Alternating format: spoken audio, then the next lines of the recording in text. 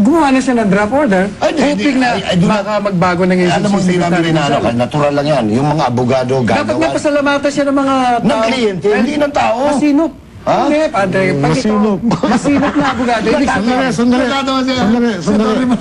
Bago tayo maubusan ng oras, gusto ko maringgan si Atty. Rabag doon sa side ng legal and prosecution ng PDEA. Ano ang dapat malaman ng publiko?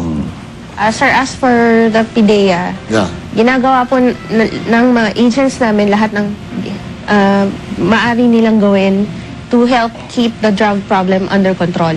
Okay. So, we would like to ask for the help ng public para po kung may nalalaman sila, magsabi lang po sila, a-actionan po yan ng agencies. Si Agent Carion. Agent Carion. Yes, sir. Para sa PDEA at sa Bakit? Matatapos na ba tayo? Halos ganun, sir. Oo, malapit na eh. Last ano na natin ito eh. May PDEA hotlines naman po tayo. So, gusto mabigyan ng informasyon. The two main numbers na usually binibigyan natin are 928-3534. 928-3534. Saka 927-9702.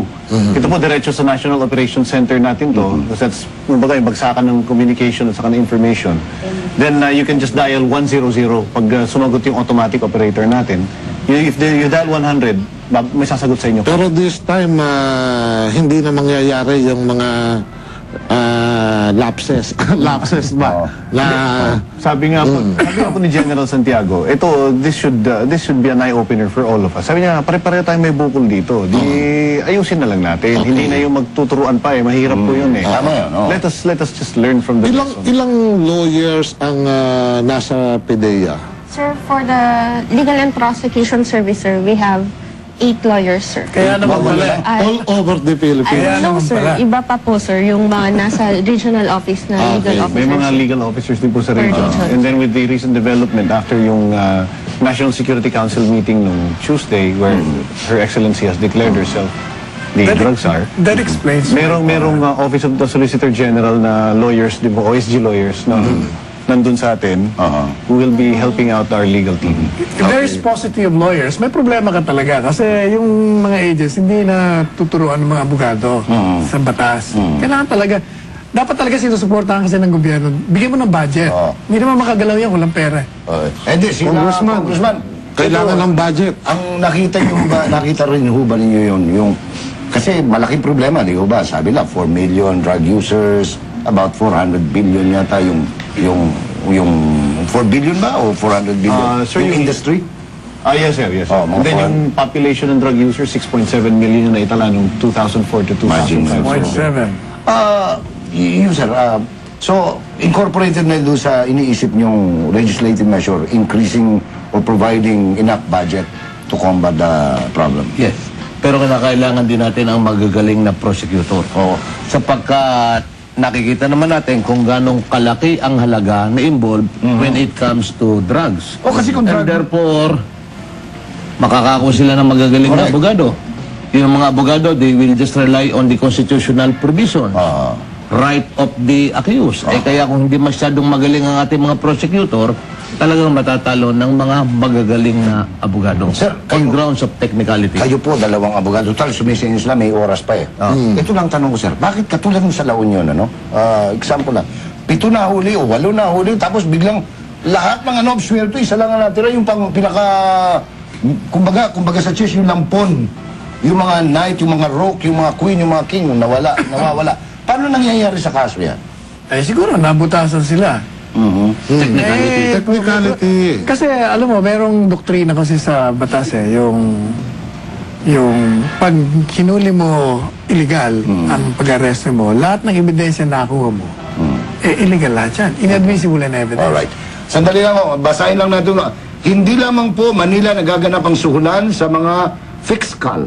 Dito man po sa Bulacan, talamak yung corrupt sa fiscal. Hindi naman prosecutor ang binabanggit dito eh. At alam ng mga lawyer yan na may hawak ng kaso sa fiscal office dito sa Bulacan.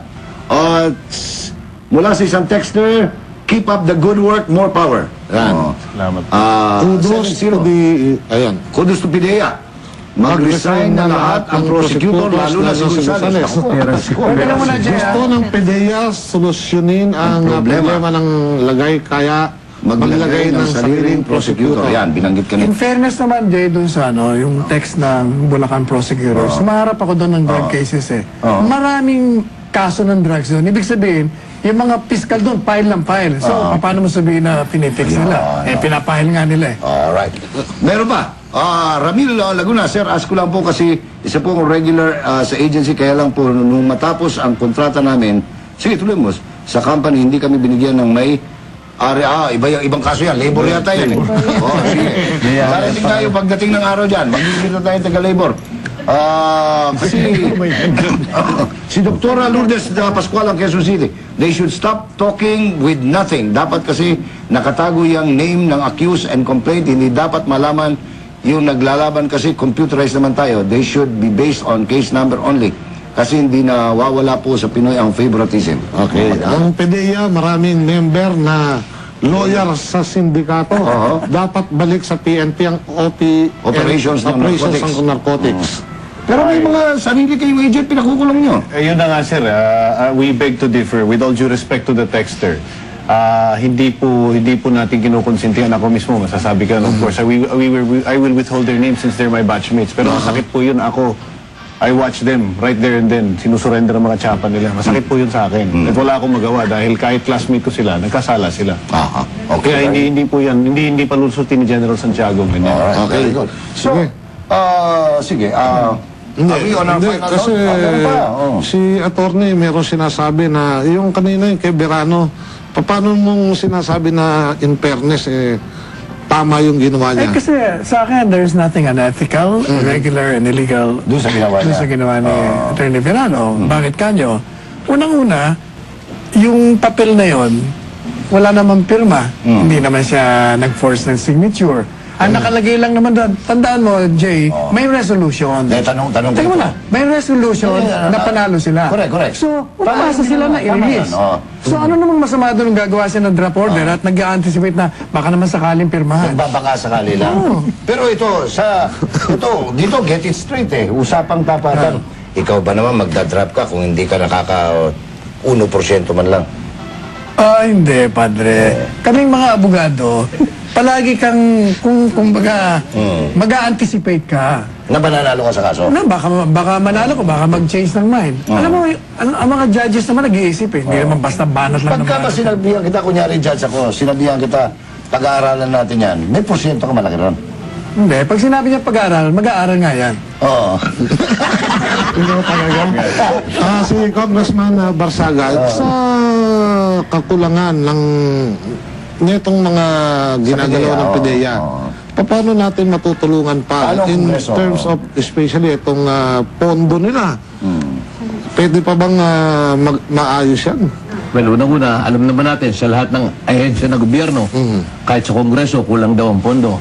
So, we have to make the most out of our budget. Best efforts na lamang. Pangalawa, sa nakikita nating problema, ay talagang kinakailangan ang full support sa ating kampanya laban sa droga. Okay. And I think positive naman ang attitude ng Kongreso. Okay, So far as budget of PDEA is concerned. Partner, napakinggan natin ang panig ng PDEA, ng Kongreso at ng Sa mga private lawyers. private lawyers. Ito, one last tanong ito, hindi ko Huwag mo akong maubusan, gusto kong magbigay ng akin Pwede. Pag alam ninyo, ito, as a, bilang nagmamahal sa kinabukasan, hindi ba pwedeng tanggihan ng mga private lawyers pag alam mo po sir, yung animal na yan eh. Hindi ba pwedeng tanggihan yan? Killer yan. Hindi ba pwede yun? Hindi, pwede. Bakit naman hindi? Depende sa lawyer. Nasa abogado naman. Nagawa mo na ba yan, sir? Oo, ilang beses na. Kaling